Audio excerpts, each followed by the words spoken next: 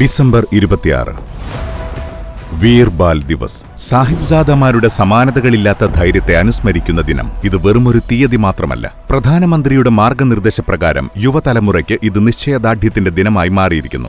अब ये दिन करोड़ों देशवासियों के लिए, पूरे देश के लिए राष्ट्रीय प्रेरणा का पर्व बना है.